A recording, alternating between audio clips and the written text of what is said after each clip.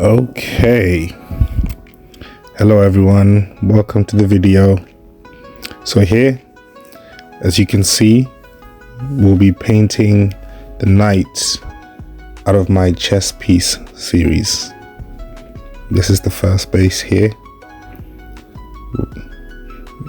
Obviously I started with pencil, then I did the outline with the marker, and then here we are using some water paints to get a base.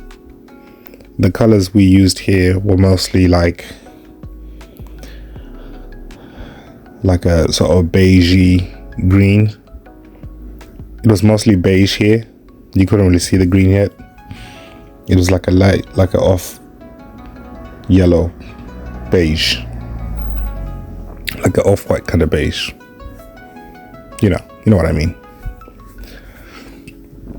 So obviously through this whole part, I was just using the water paints, making the colors and certain sections darker and deeper in depth. And then obviously got to do the horse's mane here, because I wanted this whole piece to have like proper depth, you know.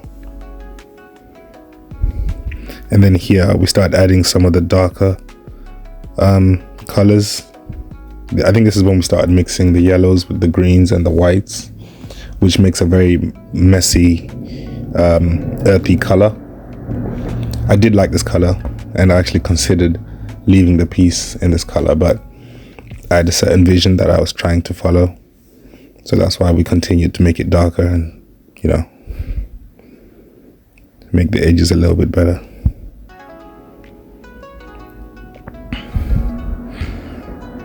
And then here, this was probably the next day, I decided to carry on. I probably stopped after that last little bit. Started to add more greens, started to bring out the greens a bit more. You could still see the line work underneath all the greens in this part here. But yeah. Oh yeah, if you're watching this and you've made it this far into the video, please consider liking the video and subscribing, you know, all that YouTube stuff. So obviously more greens here. I did try to experiment with different tones of green, which means I was using like different colors, different versions of green. But yeah, I think here it all looked really good. And then I started to add some gray here.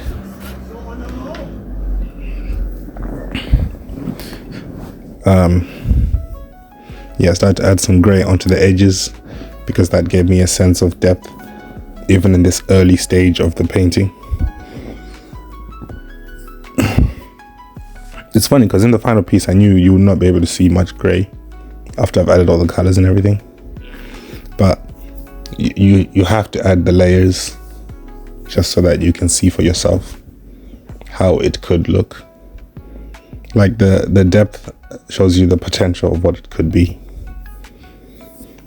So the shading, even though it's like primitive here, it helps with the perspective that we're gonna have later on in order to add the other colors. And then here I started to add the black. The black, obviously, as I've possibly mentioned in my previous video, is a very prominent color. Obviously in arts, black is like the absence of color, but obviously in this instance I have to describe it as a color.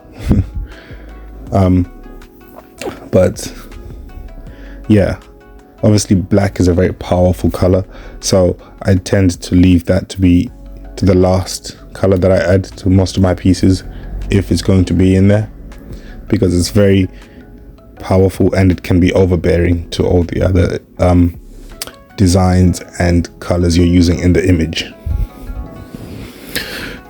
So obviously here it was a bit later in the development, so I was like, okay, I'll add the black now, see how that looks. Obviously, as you can see, the black pretty much overshadowed the gray completely.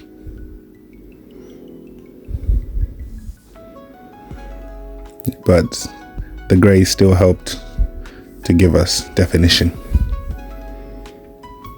and a guideline for the black as well.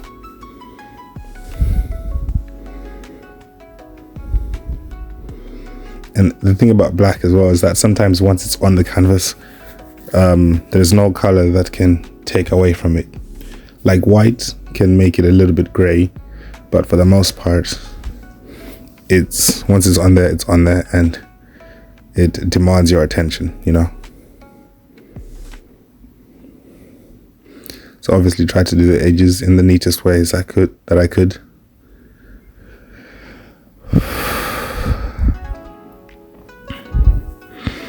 Still adding some of the gray, or mixing water with the black acrylic to make it look a little bit gray. I mean, obviously I was using acrylics here. For the first base, it was just water paints, and then obviously I moved on to an acrylic paint.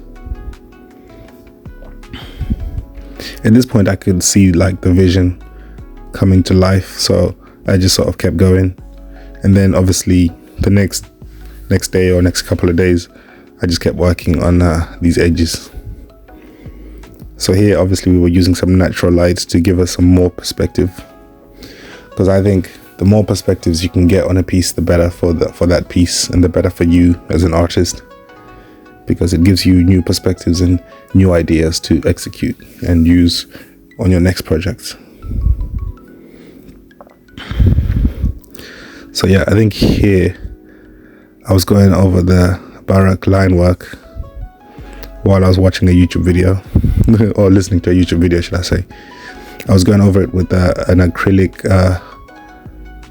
pen. So yeah, we were going over the lines here. It's funny because in the final piece you can barely even see the lines, but that was necessary for this part of the design.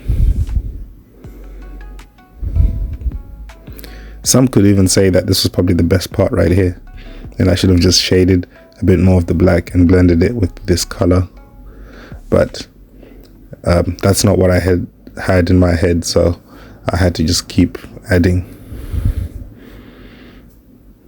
I mean, as an artist, sometimes it's best to know when to stop, but obviously at the same time, we do this for the love, so we have to keep going, even if we think we've done enough sometimes.